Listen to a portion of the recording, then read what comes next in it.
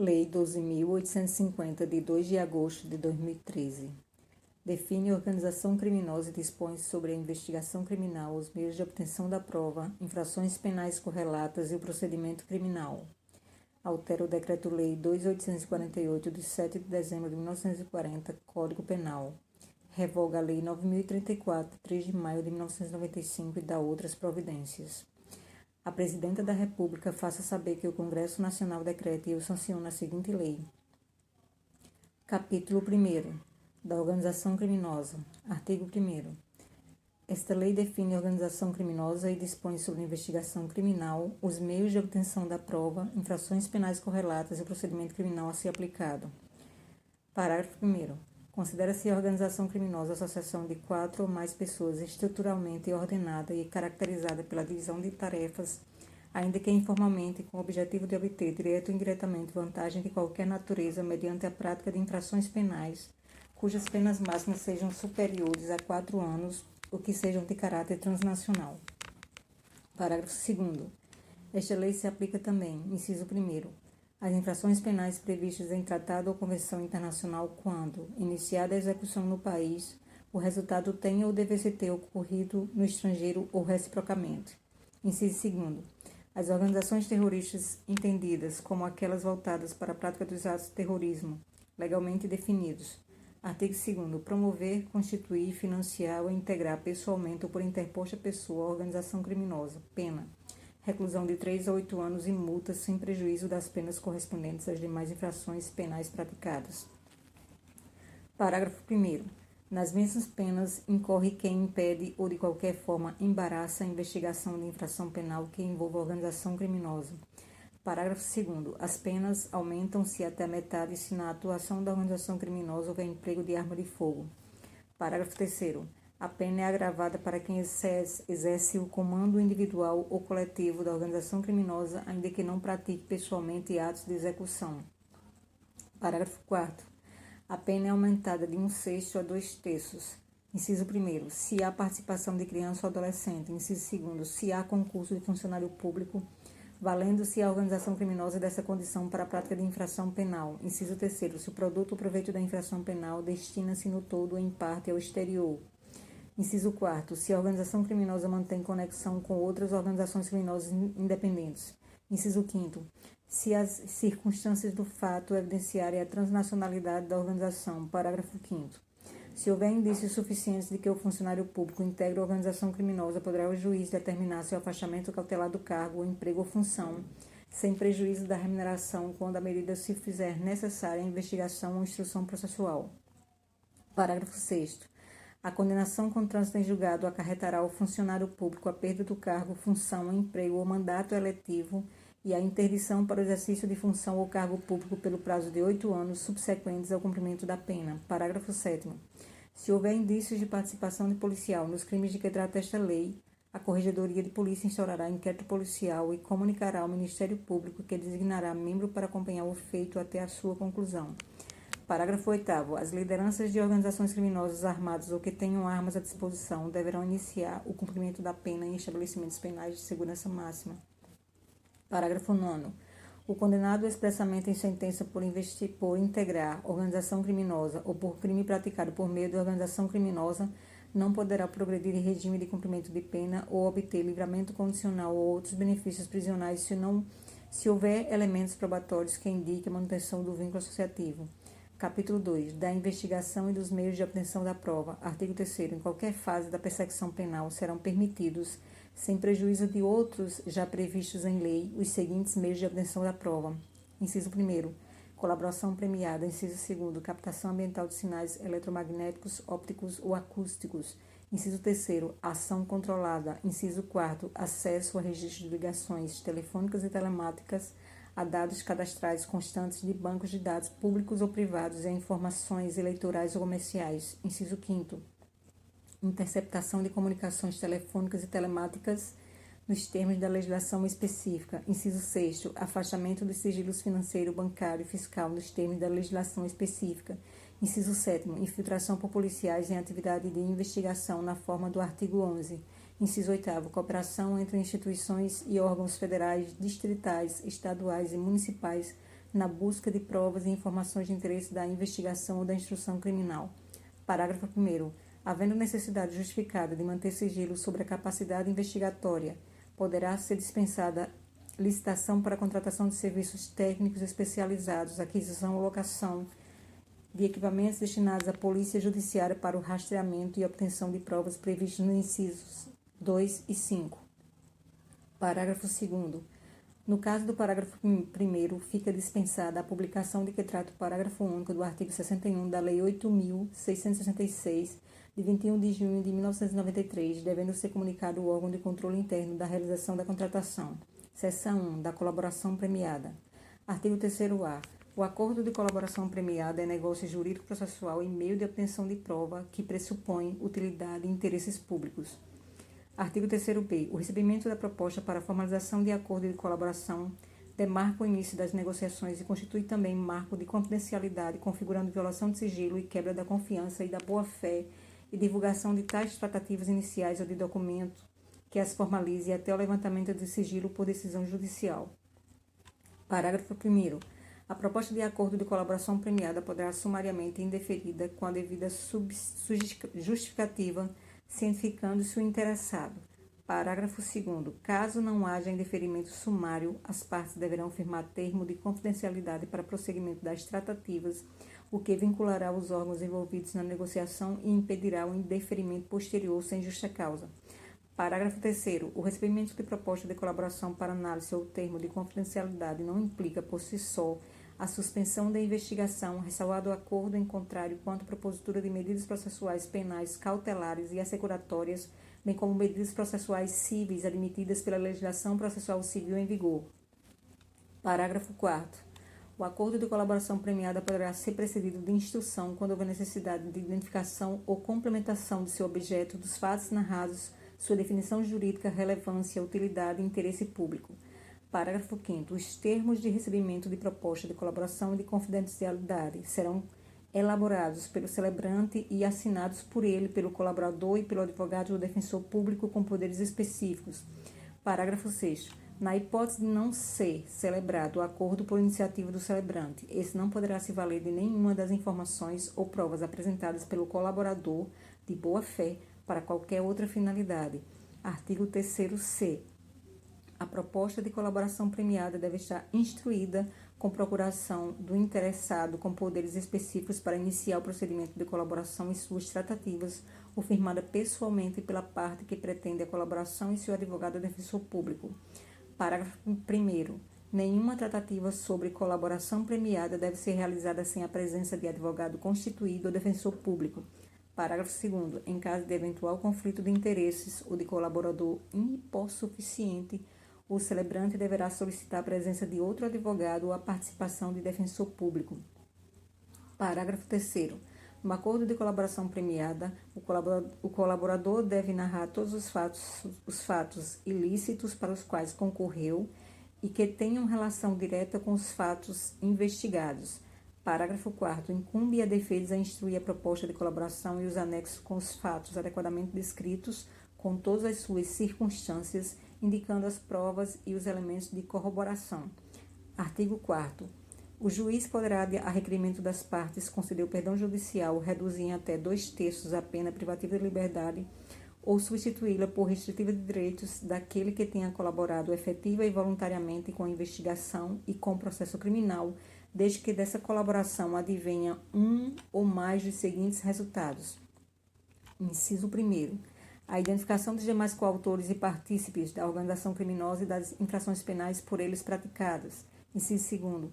A revelação da estrutura hierárquica e da divisão de tarefas da organização criminosa. Inciso 3º. A prevenção de infrações penais decorrentes das atividades da organização criminosa. Inciso 4º. A recuperação total ou parcial do produto ou do proveito das infrações penais praticadas pela organização criminosa. Inciso 5º. A localização de eventual vítima com a sua integridade física preservada. Parágrafo 1º. Em qualquer caso, a concessão do benefício levará em conta a personalidade do colaborador, a natureza, as circunstâncias, a gravidade e a repercussão social do fato criminoso e a eficácia da colaboração. Parágrafo 2º. Considerando a relevância da colaboração prestada, o Ministério Público, a qualquer tempo, e o delegado de polícia nos autos do inquérito policial, com a manifestação do Ministério Público, poderão requerer ou representar o juiz pela concessão de perdão judicial ao colaborador, ainda que esse benefício não tenha sido previsto na proposta inicial, aplicando-se no que couber o artigo 28 do Decreto-Lei 3.689, de 3 de outubro de 1941, Código de Processo Penal. Parágrafo 3º. O prazo para o oferecimento de denúncia ou processo relativos ao colaborador poderá ser suspenso por até 6 meses, prorrogáveis por igual período, até que sejam cumpridas as medidas de colaboração, suspendendo-se o respectivo prazo prescricional. Parágrafo 4º. Nas mesmas hipóteses do caput deste artigo, o Ministério Público poderá deixar de oferecer denúncia se a proposta de acordo de colaboração referir-se à infração de cuja existência não tenha prévio conhecimento e o colaborador, inciso 1º, não for líder da organização criminosa, inciso 2º, for o primeiro a prestar efetiva colaboração nos termos deste artigo. Parágrafo 4º-A. Considera-se existente o conhecimento prévio da infração quando o Ministério Público ou a autoridade policial competente tenha instaurado inquérito ou procedimento investigatório para apuração dos fatos apresentados pelo colaborador. Parágrafo 5º. Se a colaboração for posterior à sentença, a pena poderá ser reduzida até a metade ou será admitida a progressão do regime, ainda que ausentes os requisitos objetivos. Parágrafo 6º. O juiz não participará das negociações realizadas entre as partes para a formalização de acordo de colaboração que ocorrerá entre o delegado de polícia, o investigado e o defensor, com a manifestação do Ministério Público, ou conforme o caso, entre o Ministério Público e o investigado, o acusado e seu defensor. Parágrafo 7º. Realizado o acordo na forma do parágrafo 6º deste artigo, serão remetidos ao juiz para análise o respectivo termo, as declarações do colaborador e cópia da investigação, devendo o juiz ouvir sigilosamente o colaborador, acompanhado de seu defensor, oportunidade em que analisará os seguintes aspectos na homologação. Inciso 1º, a regularidade e legalidade. Inciso 2º, a adequação dos benefícios pactuados àqueles previstos no caput e nos parágrafos 4º e 5º deste artigo, sendo nulas as cláusulas que violem o critério de definição do regime inicial do cumprimento de pena do artigo 33 do Decreto-Lei 2.848, de 7 de dezembro de 1940, Código Penal, as regras de cada um dos regimes previstos no Código Penal e na Lei 7.210, de 11 de julho de 1984, Lei de Execução Penal, e os requisitos de progressão de regime não abrangidos pelo parágrafo 5º deste artigo. Inciso 3º. Adequação dos resultados da colaboração aos resultados mínimos exigidos nos incisos 1º, 2º, 3º, 4º e 5º do caput deste artigo. Inciso 4º. Voluntariedade da manifestação de vontade, especialmente nos casos em que o colaborador está ou esteve sob efeito de medidas cautelares. Parágrafo 7º-A.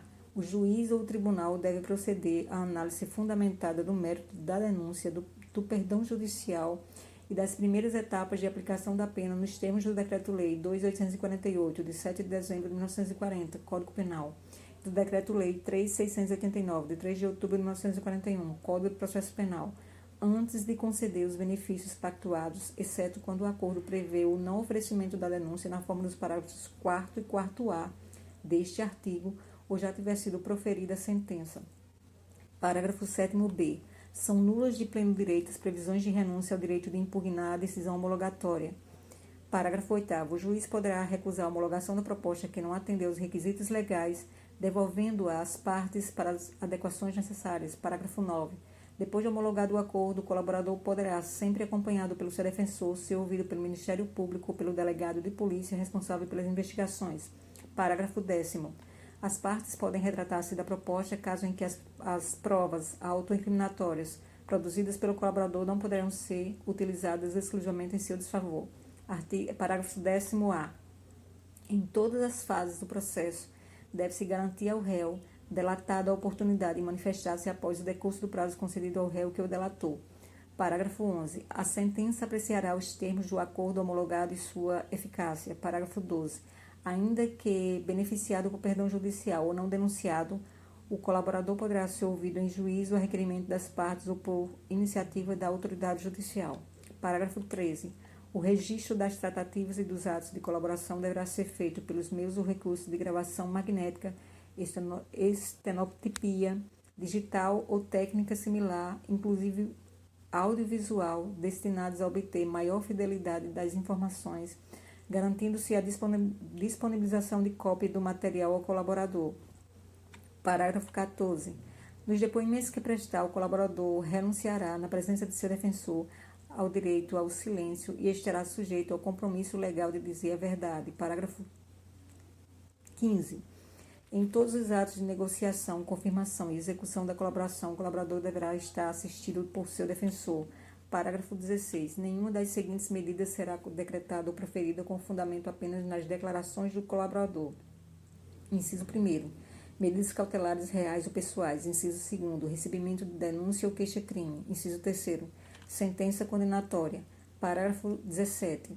O acordo homologado poderá ser rescindido em caso de omissão dolosa sobre os fatos objeto da colaboração. Parágrafo 18. O acordo de colaboração premiada pressupõe que o colaborador cesse o envolvimento em conduta ilícita relacionada ao objeto da colaboração, sob pena de rescisão.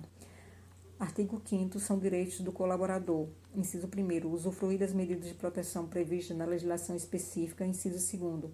Ter nome, qualificação e imagem de demais informações pessoais preservados. Inciso 3º. Ser conduzido em juízo separadamente dos demais coautores e partícipes. Inciso 4º. Participar das audiências sem contato visual com os outros acusados. Inciso 5º. Não ter sua identidade revelada pelos meios de comunicação, nem ser fotografado ou filmado sem sua prévia autorização por escrito. Inciso 6º. Cumprir pena ou prisão cautelar em estabelecimento penal diverso dos demais corréus ou condenados. Artigo 6º. O termo de acordo da colaboração premiada deverá ser feito por escrito e conter. Inciso 1º. O relato da colaboração e seus possíveis resultados. Inciso 2º. As condições de proposta do Ministério Público e do delegado de polícia. Inciso 3º. A declaração de aceitação do colaborador e de seu defensor. Inciso 4º. As assinaturas do representante do Ministério Público, do delegado de polícia, do colaborador e de seu defensor. Inciso 5º. A especificação das medidas de proteção ao colaborador e à sua família quando necessário. Artigo 7º. O período de homologação do acordo será sigilosamente distribuído, contendo apenas informações que não possam identificar o colaborador e o seu objeto. Parágrafo 1º. As informações pormenorizadas da colaboração serão dirigidas diretamente ao juiz a que recair a distribuição, que decidirá no prazo de 48 horas. Parágrafo 2º. O acesso aos autos será restrito ao juiz, ao Ministério Público e ao delegado de polícia como forma de garantir o êxito das investigações, assegurando-se ao defensor, no interesse do representado, amplo acesso aos elementos de prova que digam respeito ao exercício do direito de defesa, devidamente precedido de autorização judicial, ressalvados referentes às diligências em andamento. Parágrafo 3º. O acordo de colaboração premiada e os depoimentos do colaborador serão mantidos em sigilo até o recebimento da denúncia ou da queixa-crime, sendo vedado ao magistrado decidir por sua publicidade em qualquer hipótese. Seção 2ª. Da ação controlada. Artigo 8º. Consiste a ação controlada em retardar a intervenção policial ou administrativa relativa à ação praticada por organização criminosa ou a ela vinculada, desde que mantida sob observação e acompanhamento para que a medida legal se concretize no momento mais eficaz a formação de provas e obtenção de informações. Parágrafo 1º. O retardamento da intervenção policial ou administrativa será previamente comunicado ao juiz competente que, se for o caso, estabelecerá os seus limites e comunicará ao Ministério Público. Parágrafo 2º. A comunicação será sigilosamente distribuída de forma a não conter informações que possam indicar a operação a ser efetuada. Parágrafo 3º.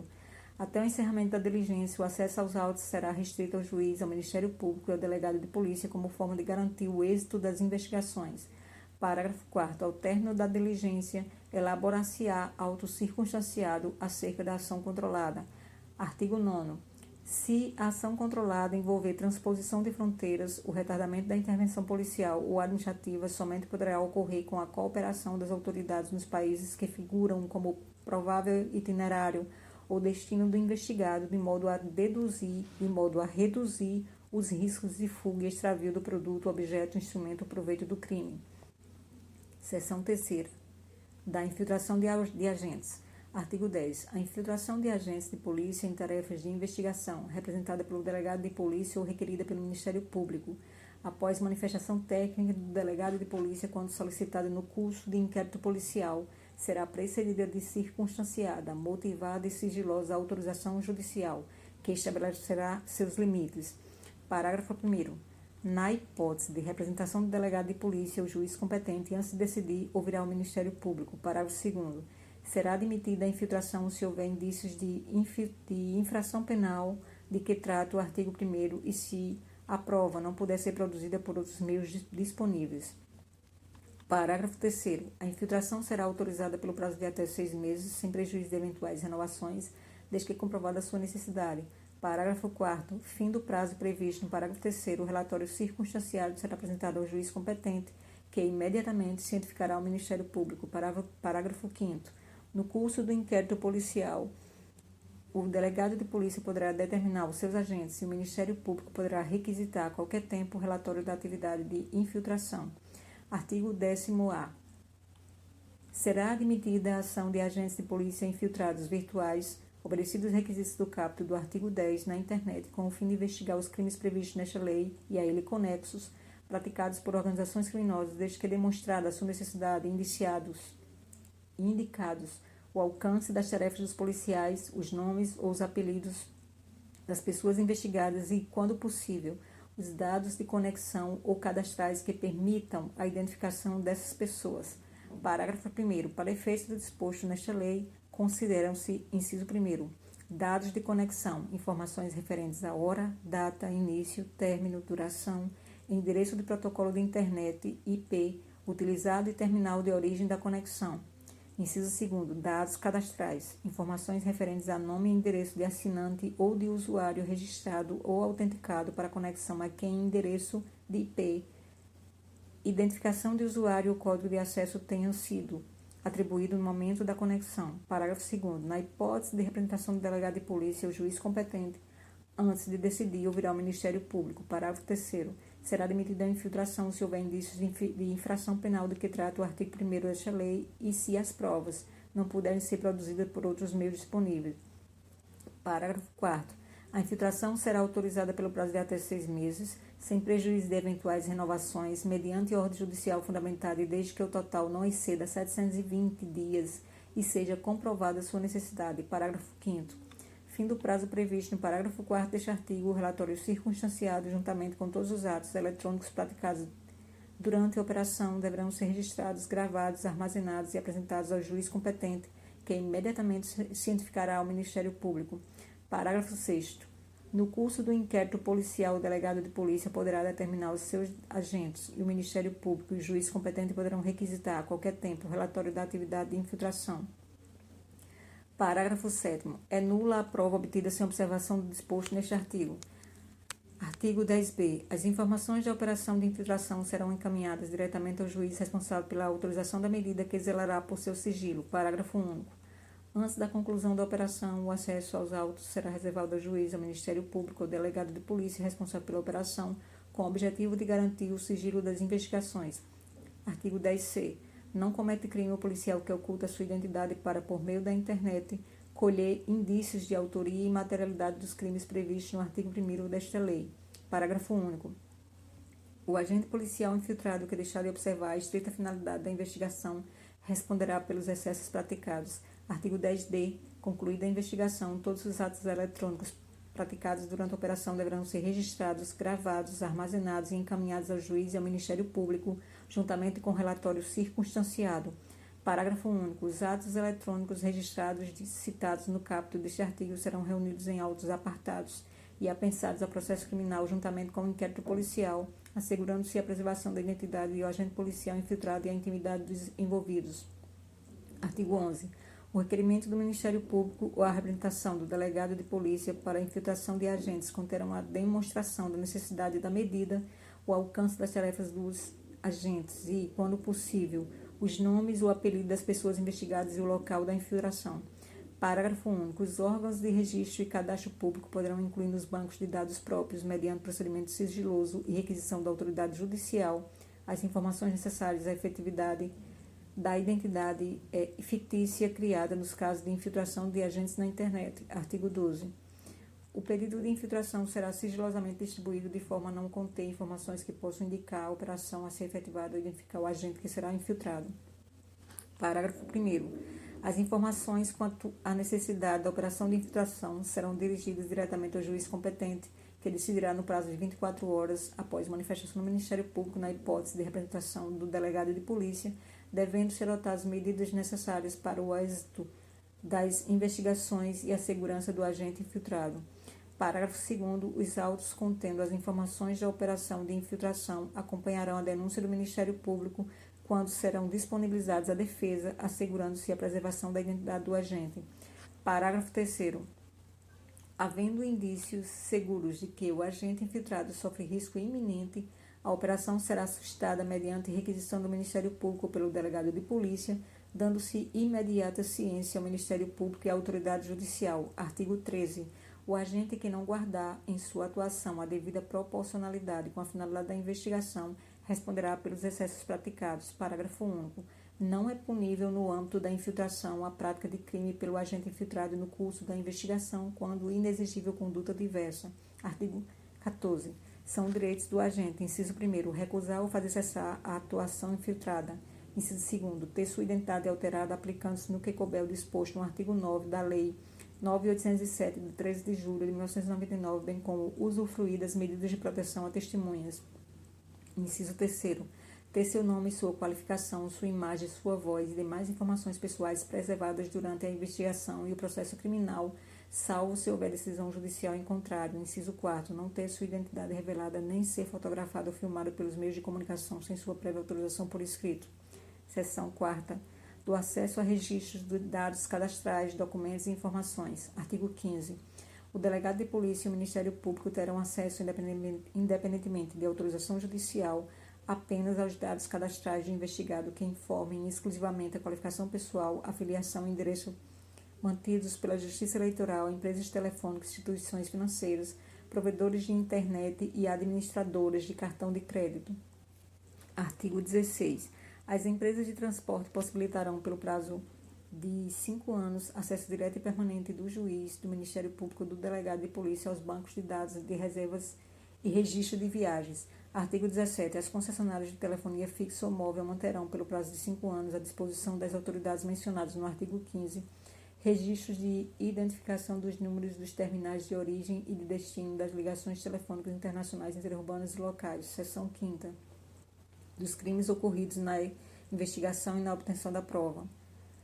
Artigo 18. Revelar a identidade, fotografar ou filmar o colaborador sem sua prévia autorização por escrito. Pena, reclusão de 1 a 3 anos e multa.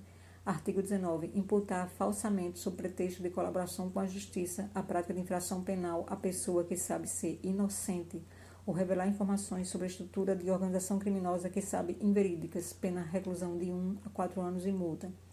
Artigo 20. Descumprir determinação de sigilo das investigações que envolvam ação controlada e infiltração de agentes. Pena, reclusão de 1 a 4 anos e multa. Artigo 21.